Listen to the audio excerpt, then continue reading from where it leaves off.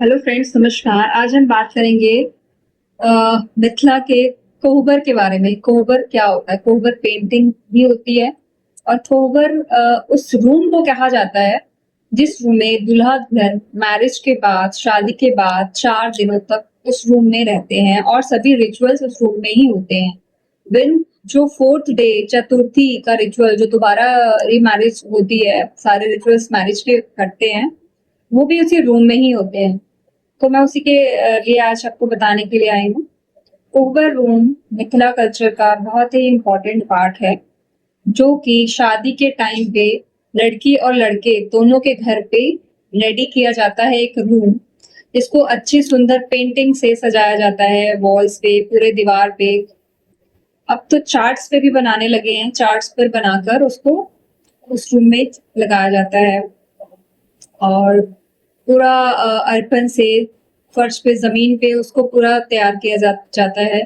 बहुत अच्छे से डेकोरेट किया जाता है। तो इस रूम का पर्पस यही है, क्योंकि मिथिला की मैरिज में शादी के नेक्स्ट डे ही दुल्हन दूल्हे के घर नहीं जाती, तो वो दूल्हा और दुल्हन जो है वहीं पर ही रहते हैं, उसी घर, मतलब लड़की के घर पे ही रहते हैं। तो वो कोहबर रूम में रहते हैं, जहाँ पर चारों दिन, 3 दिन तक उनके सभी रिचुअल्स होते हैं। और 4th डे दोबारा रीमैरिज होने के बाद, सारे रिचुअल्स कंप्लीट होने के बाद, दोबारा सिंदूर दान होने के बाद जो है वो मैरिज कंप्लीट मानी जाती है। तो चतुर्थी के बाद ही विदाई होती है, या 4th डे हो, 5th डे हो, 7th डे हो। पहले तो लॉन्ग टाइम होता था, बट अब शॉर्ट टर्म यही है। तो कम से कम 4-5 डे तो लगते ही। फिर जब लड़की विदा होके दुरागमन के बाद लड़के के घर पे जाती है, तो वहां पर भी कोहबर रूम में ही रहते हैं। वहां पे दूल्हा तो बाहर जा सकता है, बट दुल्हन भी 4 दिनों तक उस रूम से बाहर नहीं जा सकती। ऐसे ही लड़की के घर पे भी दोनों हस्बैंड वाइफ जो होते हैं, रिचुअल्स हो रहे होते हैं, तो उनको अलाउ नहीं किया जाता घर से बाहर, उस रूम से भी बाहर जाने का। तो और इसी तरह जब लड़की लड़के के घर पे जाती है, तो वहां पर भी वो 4 दिनों तक भरफोरी, मतलब 4th डे वहां पर भी, उसके पहले, बरफोरी के पहले वो कहीं पे भी नहीं निकल सकती, घर के बाहर तो नहीं जा सकती।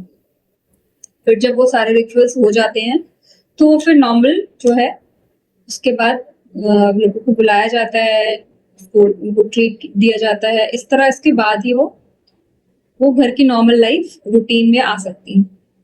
तो ये कोहबर हमारे मिथिला की बहुत ही अच्छी जो है परंपरा है, बहुत ही अच्छा ट्रेडिशन है, और ये बहुत ही इम्पोर्टेंट है। विदाउट इसके मैरिज हो ही नहीं सकती पॉसिबल। तो कोहबर रूम में पेंटिंग्स वगैरह बनाई जाती हैं, बहुत तरह की पेंटिंग्स, दूल्हा दुल्हन की पिक्चर्स होते हैं उसमें, होली, कहार, नेचर, ये सब चीजें होती हैं उसमें।